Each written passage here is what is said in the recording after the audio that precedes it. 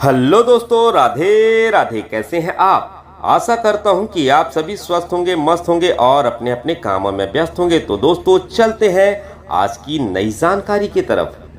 महाभारत युद्ध के बाद क्या हुआ विधवाओं का?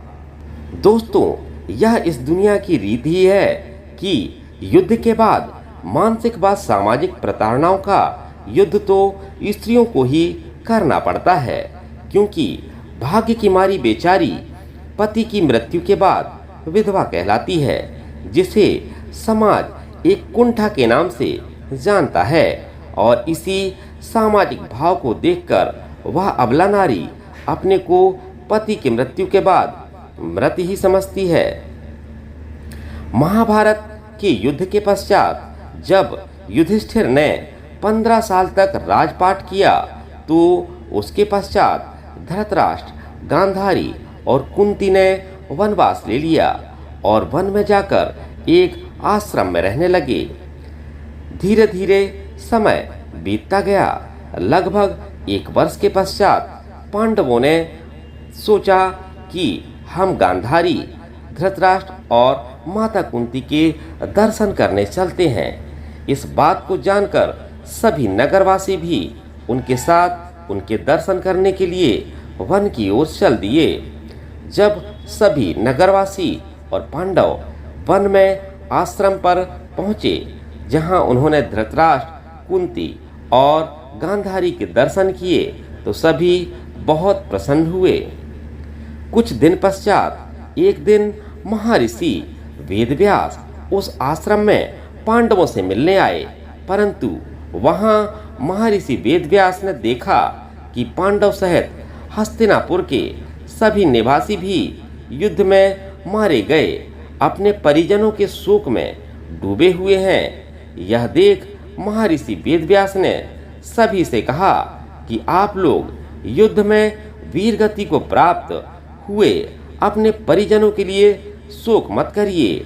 वे सभी स्वर्ग या फिर दूसरे लोकों में सुखी पूर्वक निवास कर रहे हैं। वे सभी अपने अपने लोकों में अति प्रसन्न हैं। परंतु महर्षि वेदव्यास के इन कथनों से भी उन लोगों का दुख दूर नहीं हुआ। तब महर्षि वेदव्यास ने सभी से कहा कि अगर आप लोगों को मेरे द्वारा कही गई बातों पर विश्वास नहीं हो रहा है, तो आज रात मैं आप सभी को अपने परिजनों से मिलवाऊंगा। यह सुन पांडवों सहित सभी के चेहरे पर हल्की मुस्कान उभर आती है। जिस आश्रम के आसपास सभी निवास कर रहे थे, वह गंगा नदी के तट पर स्थित था। शाम को सूर्यास्त होने से पहले महर्षि वेदव्यास सभी को लेकर गंगा नदी के तट पर पहुंचे। फिर सूर्यास्त के बाद उन्होंने अपने तपोबल से महाभारत युद्ध में मारे गए सभी योद्धाओं का आवाहन किया। महर्षि के आवाहन से सभी योद्धा एक एक करके गंगा जल से बाहर निकलने लगे। अपने मृत परिजनों को अपने सामने खड़ा देख पांडव सहित हस्तिनापुर के सभी निवासी खुश हो गए। फिर सभी ने अपने परिजनों से बात की। तब जाकर उन्हें विश्वास हो गया कि उनके बंधु बांधव मृत्यु लोक के सभी कष्टों से मुक्ति पाकर अपने अपने लोकों में प्रसन्नता पूर्वक निवास कर रहे हैं। यह घटना सिर्फ एक रात्रि की थी। रात्रि समाप्त होने पर सूर्य उदय होने के पहले सभी योद्धा एक एक करके नदी में वापस जाने लगे। उनको वापस जाता देख पांडव और नगरवासी को फिर से थोड़ा थोड़ा दुख प्रतीत होने लगा। इस बात को महर्षि वेदव्यास भांप चुके थे। तब वेदव्यास जी ने सभी नगरवासियों से कहा, जो विधवाएं अपने पति को अत्यंत प्रेम करती हैं और जो उनके साथ उनके लोग जाना चाहती हैं, वह सभी गंगा नदी में अपना प्राण त्याग कर दें, परित्याग कर दें। मैं उनको उनके पतियों के साथ उनको उनके लोक पर भेज दूंगा।